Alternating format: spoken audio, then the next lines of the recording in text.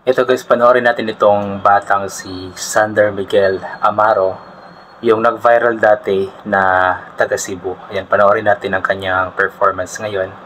I believe ang kantang ito is That's What Friends Are For. And I never thought I'd feel this Grabe yung kulot. And as far as I'm concerned, I'm glad I got the chance to say that I do believe I love you. And if I should ever go, yung boses niya is pang teatro. well then close your eyes and try to feel the way we do today. And then if you can't remember, keep smiling, keep shining, knowing you can always count on me. For sure, that's what friends are. Ang ganda pakinggan, no? Sarap sa tenga. For good times and bad times, I'll be on your side forevermore. Ang taas ng, kulot yung boses. That's what friends are for. Galing na bata. Siya po yung nag-viral dati sa Cebu, yung kumanta siya ng, Well, you can't Maybe This Time. And now there's so much more I see. And so by the way I thank you. Oh, and then for the times when we're apart, when the thoughts arise and know the words are coming from my heart. And then if you can't remember, keep smiling, keep shining, knowing you can always count on me. For sure, that's what friends are for. And good times and bad times, I'll be on your side forever. Galing. Napaka-clear pa ng mga words. That's what friends are for. Oh, taas.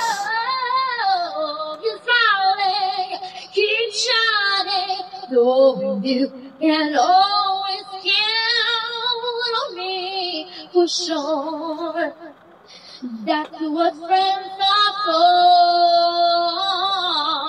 good times and bad times, I'll be on your side forevermore. That's what friends are for. Keep smiling, keep Wow, shining, sarap pakinggan nun. you can always count on me. For sure, that's what friends are for. Good times and bad times, I'll be on your side forevermore.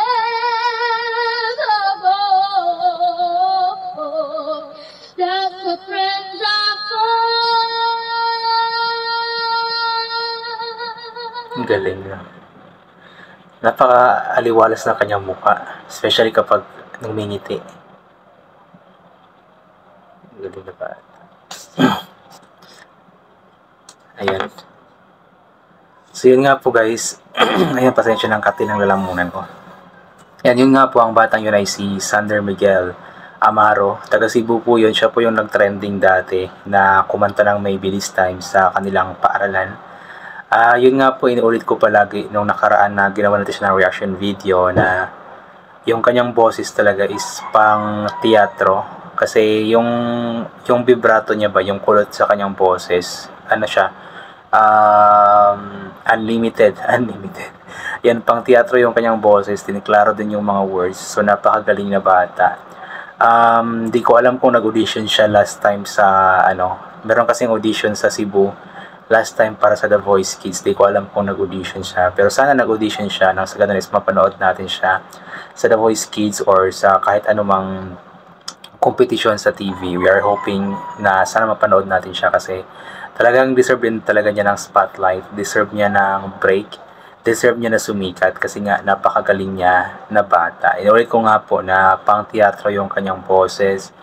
At the same time is the way siya kumanta is maaliwalas. Alam mo yung nakakawala ng stress, especially kapag ngumingiti siya, talagang nakakawala ng stress. Nakakaaliwalas kasi ng kanyang mukha. Parang angel kumbaga. Kaya yun, good job sa iyo, Sander Miguel Amaro. Sa mga gusto po magkaroon ng update palagi sa kanya guys, i-support nyo po ang kanyang Facebook page or Facebook profile na Sander Miguel Amaro. Nakalagay po sa screen, i-support nyo po, i-follow nyo po. Every time na mayroon siyang video na i-upload ay panoorin po, mag-comment na maganda at i-share po ito. Nang sa ganun is mas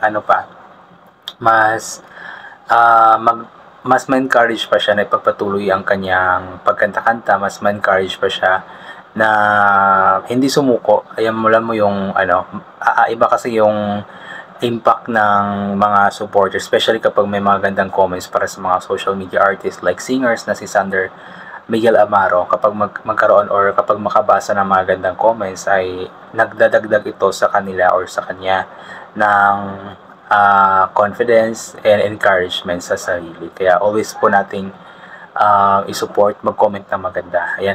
And also, aside from Sander Miguel, i-support din po natin of course always yung iba pang mga local talents natin, mga local singers, artists, mga dancers, o iba pang mga talents dyan, nang sa ganun is maboost din po yung confidence nila sa pamamagitan ng ating pagsuporta sa kanila.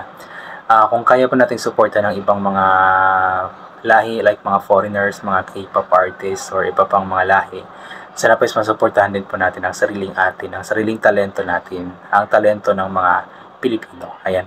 So yun guys, I think hanggang dito na lamang po itong gagawin ko na reaction video. So thank you so much po sa lahat ng mga palaging bumabalik sa aking YouTube channel. Inulit ko po palagi na ugalin po nating magdasal, magpasalamat sa lahat ng mga bagay na ating natatanggap kahit na hindi mo po natin ito hinihingi, kasi nga po lahat ng mga bagay na meron tayo ay kaloob sa atin ng ating Panginoon at wala ang mga bagay na ito kung hindi dahil sa Kanya.